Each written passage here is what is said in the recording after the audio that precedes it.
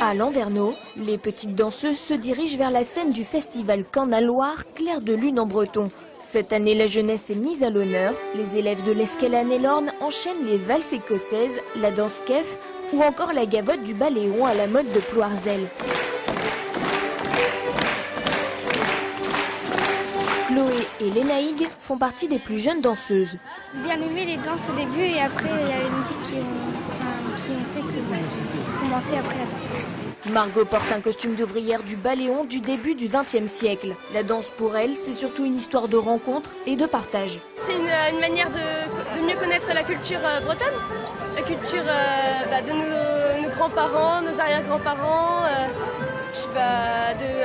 C'est quelque chose à partager en famille. Le partage et la transmission, ce sont justement les objectifs principaux de ce festival.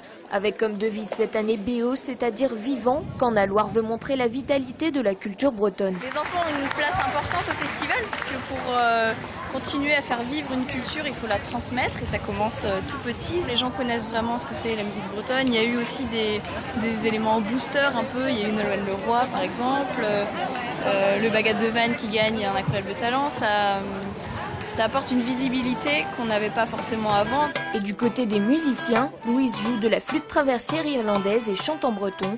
Elle est baignée dans la culture bretonne depuis son enfance. Depuis toute petite, je parle breton. Du coup, avec mes parents, on allait souvent à Cornaloir pour soutenir la langue bretonne, la culture bretonne. Et moi, je joue maintenant pour le cercle. 3000 enfants font partie de cercles celtiques en Bretagne selon les fédérations. Certains cercles comme celui de Bezec-Capcizun ont même mis en place une liste d'attente.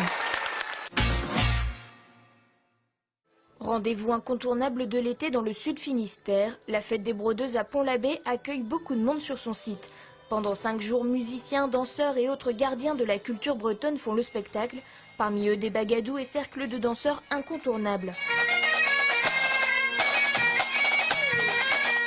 Les danses servent aussi parfois à raconter une histoire. La danse pline, où cette danse-là, c'est une danse qu'on faisait typiquement pour travailler la terre et étasser la terre. Donc on faisait après le travail des champs.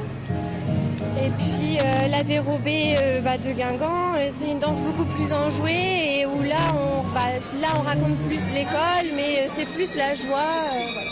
L'occasion de sortir de la tradition pour aborder des thématiques plus sociétales. Ici, la place de la femme à la fin de la Seconde Guerre mondiale. Un peu plus loin, dans de la sciure de bois, petits et grands cherchent à faire chuter leurs adversaires. On fait des combats, des jeux et plein d'autres choses. Mais on s'amuse. La lutte bretonne ou le gouren est pratiquée en Bretagne depuis le Moyen-Âge. D'abord réservé aux nobles, après la Renaissance, il devient populaire dans les campagnes. Un sport que pratiquaient les paysans avec des tenues de lin un peu semblables à celles qu'on a. Comme au judo, ils ont les ceintures, nous on a des raniques, c'est ça. Ce blason-là, il change de couleur en fonction du nombre de prises qu'on maîtrise et de notre performance, de notre connaissance de l'arbitrage, etc. Mais le clou du spectacle, c'est le couronnement de la reine des brodeuses. Malouine Marielle, 20 ans et esthéticienne, a été choisie.